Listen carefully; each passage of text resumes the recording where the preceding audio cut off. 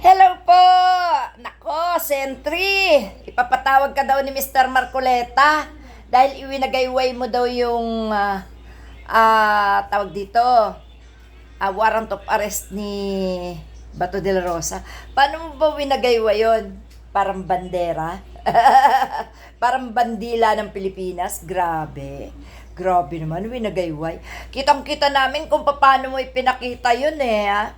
Hindi magsisinungaling yung mga mata namin. Kasi nakasubaybay kami sa'yo, sinusubaybayan ka namin, Sentry. Alam mo, Sentry, kami ay kasama mo sa laban. Kami ang magsasabi ng mga katotohanan na nakikita namin. Nakita namin yon, itinaas mo lang na ganyan. Ipinakita mo lang, hindi mo iwinagayway.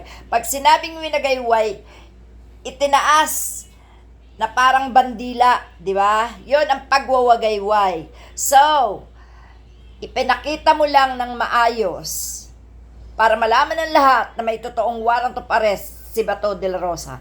Kasi, ipinagigit-gitan nila noong mga panahon yon na walang warrant of arrest si Bato de la Rosa. Di ba? So, dahil sa mga pangyayari na yan, na talaga namang ikaw nagsampa ng kaso sa mga iyan sa ICC, so siguro naman may karapatan kang malaman kung ano na ang development ng iyong isinampang kaso.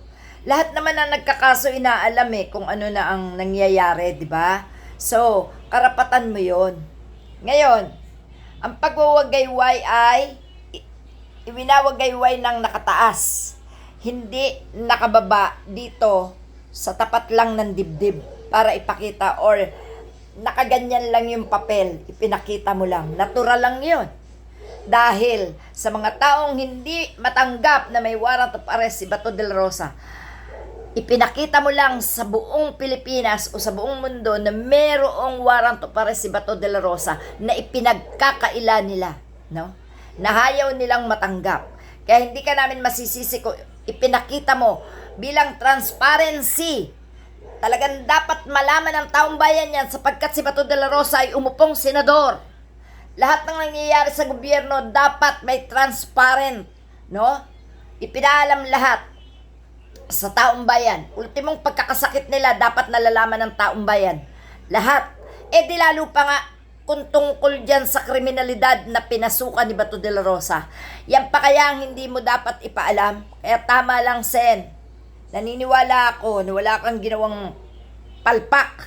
Naniniwala ako na hindi mali ang magpakita ka ng ebidensya na si Bato de la Rosa ay totoong may warrant of arrest. Sapagkat sa mga kontrabida, sa pagdampot, sa pag-aresto kay Bato de la Rosa, isang ebidensya yan, isang patunay yan na totoo na siya may warrant of arrest. So, ano ang kaso doon?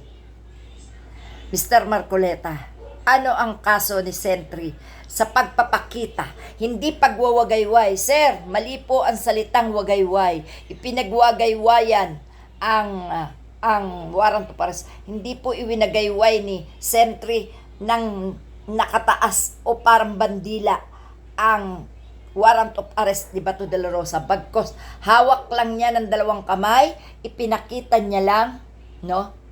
Ipinakita niya lang, no? Ang warrant of arrest. Ganito. Parang ganito ba? Pinakita niya lang na eto, ganito. Ayan, eto. Ganyan.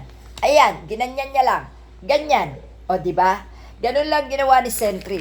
Kaya sa tingin ko, walang mali doon sa kanyang pagpapakita.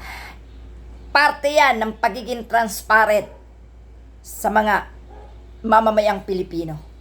Ang katotohanan. Salamat po!